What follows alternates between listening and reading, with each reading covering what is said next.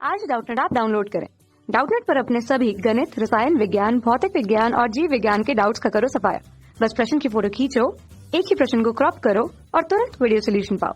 अभी डाउनलोड करें। किसी प्रकाश विद्युत सेल में निरोधी विभव V नॉड और आपतित प्रकाश की आवृत्ति न्यू के मध्य खींचा गया सही वक्र क्या होगा, ये हमको बताना है। विकल्प A, B, C, D हमको दिए गए हैं क्रमशः।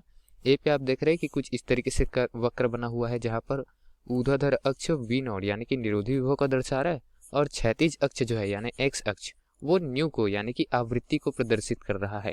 ठीक है, वैसे बी ग्राफ में भी दिया गया है वक्र कुछ इस तरीके से। सी में देखिए तो सी में एक सीधी रेखा है जो ऊपर की ओर बढ़ रही है।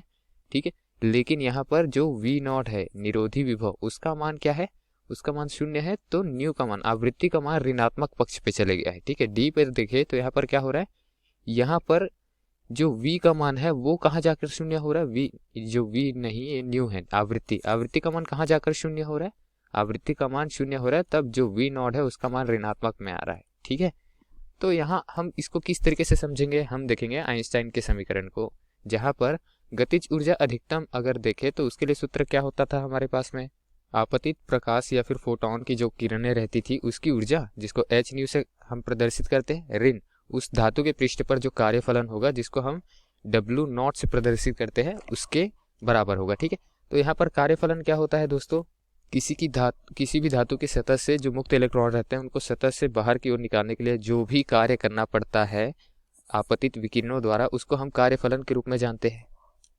अच्छा, अधिकतम गतिज ऊर्जा हमको जो प्राप्त होगी के मैक्स वो किसके बराबर में होती है, वो V नॉट गुना E के बराबर में होती है, जहाँ V नॉट निरोधी विभव है और E जो है वो फोटो इलेक्ट्रॉन्स है। ठीक है, तो यहाँ पर हमको के मैक्स की जगह क्या रखना है, V नॉट गुना E रखना है।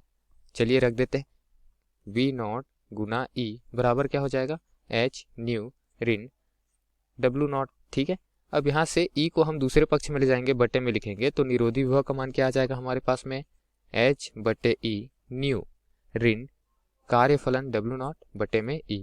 ठीक है, तो इस तरीके से हम क्या देख रहे हैं कि ये mx प्लस c यानी कि सरल रेखा का समीकरण है। सरल रेखा का समीकरण किस तरीके से होता है, y बराबर mx धन c। ठीक है, तो ये जो धन c है उसके लिए ग्राफ में अगर देखें कुछ इस तरीके से ग्राफ हम बना ले तो ये y बराबर mx प्लस c जो है यहाँ से कहीं स्टार्ट होता है c से, मतलब ये c हो गया है c का मान, और यहाँ से कुछ स्टार्ट होता है c का मान धनात्मक में लेंगे तो y बराबर क्या होता है m गुना x हो जाता है, और c को हम जोड़ देते हैं तो कुछ इस तरीके से ग्राफ जाता है।